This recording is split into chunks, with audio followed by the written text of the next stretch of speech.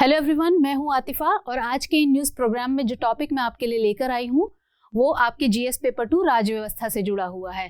तो चलिए पहले देख लेते हैं कि आज खबर क्या है। दरअसल असम सरकार राज्य में जो मदरसा शिक्षा प्रणाली है उसमें कुछ बदलाव करना चाहती है और इसी के मद्देनजर राज्य की जो विधानसभा है उसने एक बिल पारित किया है। कौन सा बिल है? असम रिपीलिंग बिल 2020 या असम निरसन बिल विधेयक 2020। ये विधेयक क्या कहता है और किस तरीके से ये मदरसा शिक्षा प्रणाली में क्या बदलाव किए जाएंगे और सरकार उसमें क्या किस तरीके से बदलाव करना चाहती है और इस बिल की क्या मुख्य बातें हैं, उनको समझने से पहले ये समझना ज़रूरी है कि मदरसा आखिर होता क्या है। तो हम इसके बारे में बात करेंगे, लेकिन पहले हम अपने पॉइंट्स ऑफ डिस्कशन देख लेते हैं या वो डायमेंशंस जिनके थ्रू हम अपने टॉपिक को आगे कवर करेंगे, आगे बढ़ाएंगे। हम देख चुके हैं कि खबर क्या है और क्यों है, और इसके बाद हम असम रिपीलिंग बिल 2020 की बात करेंगे जो अभी हमने देखा।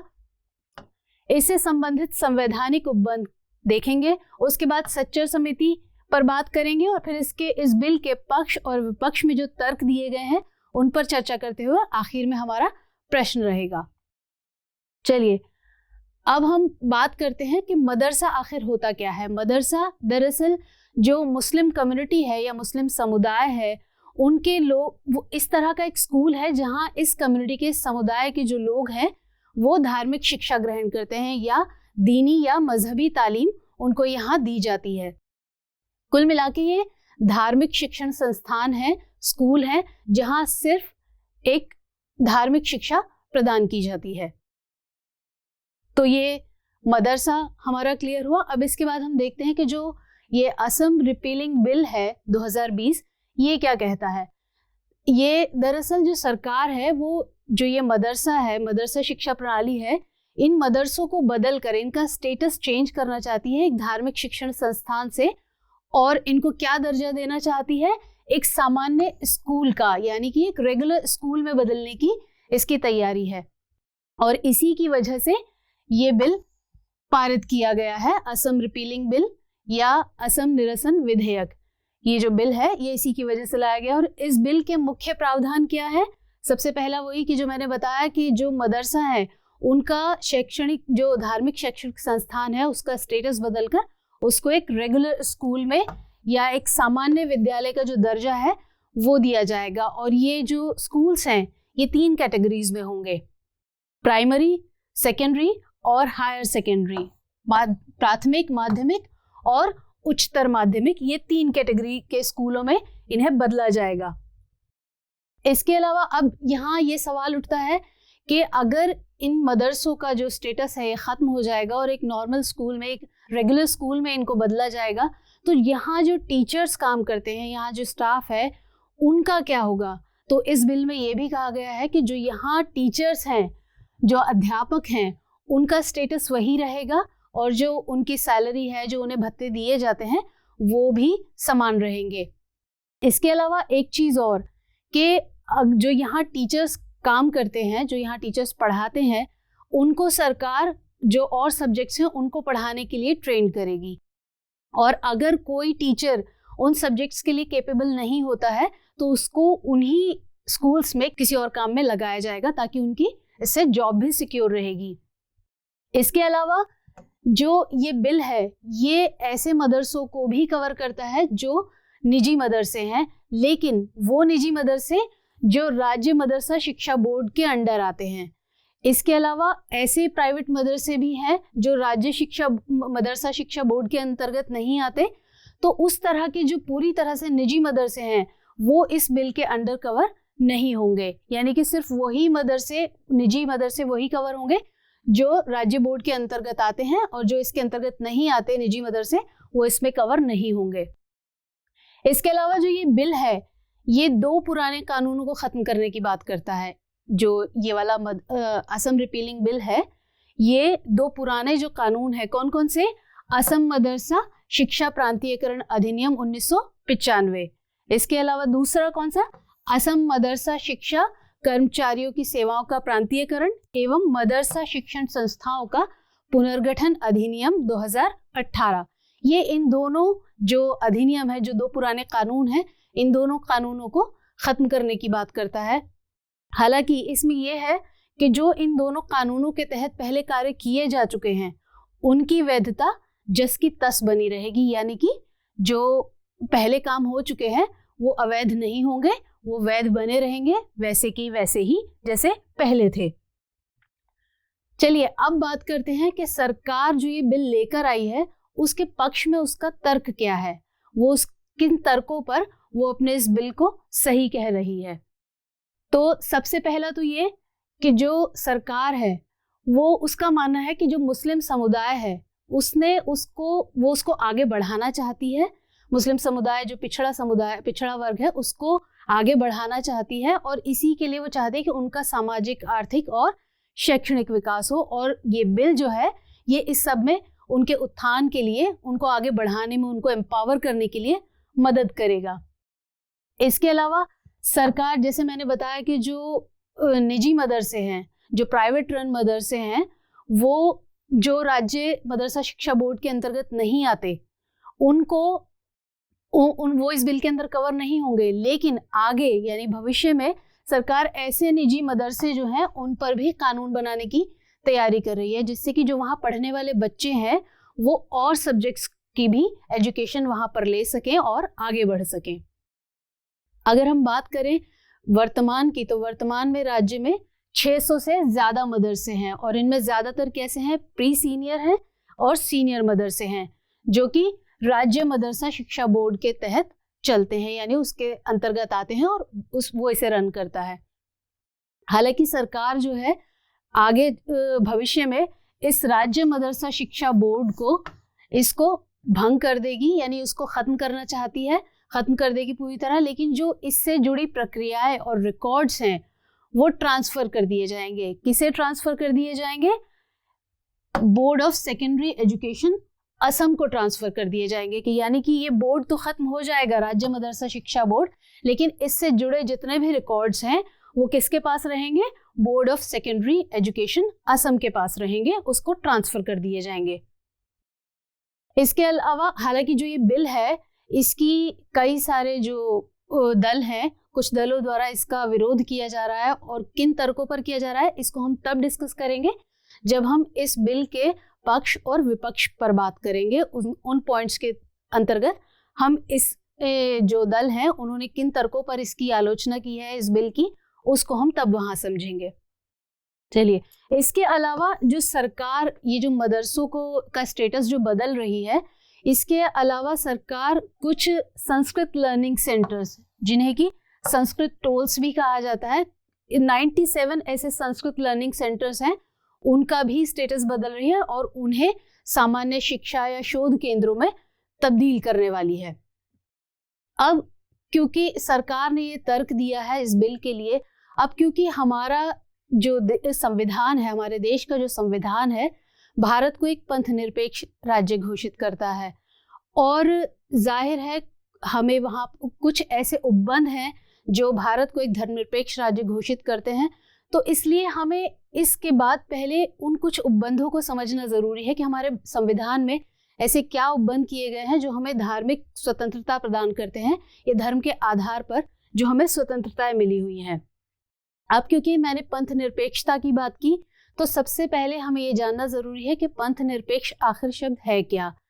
दरअसल पंथ निरपेक्ष जो शब्द है, यानी सेक्युलर शब्द जो है, वो मूल प्रस्तावना में शामिल नहीं था, और इसे 42वें संविधान संशोधन अधिनियम द्वारा जोड़ा गया था प्रस्तावना में, और ये कब हुआ था? 1976 में। और पंथ निरपेक्ष भारत को एक ऐसे राज्य के रूप में बताता है जिसका कोई अपना धर्म नहीं है और जो धार्मिक आधार पर किसी के साथ भी भेदभाव नहीं करता है और सभी लोगों के साथ समान व्यवहार करता है, और ना ही राज्य किसी पंथ की तरफदारी करेगा यानी कि उसका पक्ष लेगा, और ना ही किसी पंथ के विरोध में रहेगा, उसके विपक्ष में रहेगा। यानी कुल मिलाकर जो राज्य है उसका अपना कोई धर्म नहीं होगा। तो ये है पंथ निरपेक्ष। अब हालांकि जो भारत का जो हमारा जो संविधान है उसमें उसके किसी भी भाग में धर्मनिरपेक्ष शब्द का उल्लेख नहीं किया गया है, उसके बाद उस शब्द का जो उल्लेख है वो नहीं किया गया है।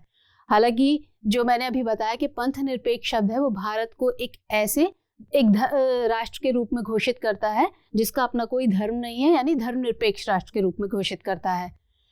अब क्योंकि संविधान के किसी भी भाग में धर्मनिरपेक्ष शब्द का उल्लेख नहीं है, लेकिन फिर भी संविधान में कुछ ऐसे अनुच्छेद हैं जो भारत को एक धर्मनिरपेक्ष राज्य साबित करते हैं। जैसे कि भाग 3 में, संविधान के भाग 3 में अनुच्छेद 12 से लेकर 35 तक मूल अधिकारों का वर्णन है, और उन मूल अधिकारों में अनुच्छेद 25 से 28 तक धार्मिक स्वतंत्रता के जो अधिकार हैं, मूल अधिकार हैं, उनका जिक्र किया गया है। जैसे अनुच्छेद 25 क्या कहता है, ये देश के किसी भी व्यक्ति को अपने मनचाहे धर्म को मानने, उसकी उपासना करने, उसके प्रचार प्रसार की स्वतंत्रता देता है। अनुच्छेद 26 धार्मिक संस्थाओं की स्थापना का अधिकार देता है। तो कुल मिलाकर जो अनुच्छेद 25 से 28 है, ये हमें धार्मिक स्वतंत्रता का मूल अधिकार देता है। अब यहाँ क्योंकि अल्पसंख्यकों के अधिकारों से जुड़ा मुद्दा भी है, तो इसलिए हमें अल्पसंख्यकों के अधिकारों से जुड़े प्रावधानों को भी जानना जरूरी है, जिनमें 2 बहुत इंपॉर्टेंट हैं, अनुच्छेद 29 और अनुच्छेद 30। अनुच्छेद 29 क्यों इंपॉर्टेंट है? क्योंकि ये अल्पसंख्यकों के हितों के संरक्षण की व्यवस्था करता है। किस तरीके से करता है? ये भारत के नागरिकों, यानी जो भारत के नागरिक हैं, उनकी किसी भी वर्ग को अपनी भाषा, लिपि या संस्कृति को बनाए रखने, यानी उसको संरक्षित रखने का अधिकार देता है। जो हमारे संविधान का जो इसका अनुच्छेद 29 है, ये इसको बनाए रखने का अधिकार देता है सभी नागरिकों को। इसके अलावा ये कहता है कि ऐसे किसी भी शिक्षण संस्थान में जो राज्य द्वारा पोषित हैं या राज्य की निधि से मदद पाते हैं, कि जो भी शिक्षण संस्थान जो राज्य द्वारा पोषित किए जाते हैं या राज्य की निधि से मदद पाते हैं, वो ऐसे शिक्षण संस्थान में किसी भी व्यक्ति को, किसी भी नागरिक को शिक्षा पाने से वंचित नहीं किया जा सकता है। किस आधार पर? केवल धर्म, मूलवंश, जाति या भाषा या इनमें से किसी भी आधार पर किसी भी नागरिक को इस तरह के शिक्षण संस्थान में शिक्षा पाने से वंचित नहीं किया जा सकता है। इसके अलावा अब हम बात करते हैं अनुच्छेद 30 की। ये क्यों इंपॉर्टेंट है? क्योंकि ये अल्पसंख्यकों को उनकी जो शिक्षण संस्थाएं हैं उनकी स्थापना करना और उसके प्रशासन का अधिकार देता है। प्रशासन यानी कि उसको चलाने का अधिकार देता है, कि अल्पसंख्यक जो है अपनी शिक्षण संस्थाएं स्थापित कर सकते हैं और उसको चला सकते हैं। किस तरीके से? कि जो सभी अल्पसंख्यक वर्ग हैं जो किसी भाषा, धर्म पर आधारित हैं, वो अपनी इच्छा अनुसार शिक्षण संस्थाओं की स्थापना कर सकते हैं और उसे चला सकते हैं, उसका प्रशासन अपने पास रख सकते हैं। ये अनुच्छेद 30 उनको ये अधिकार देता है।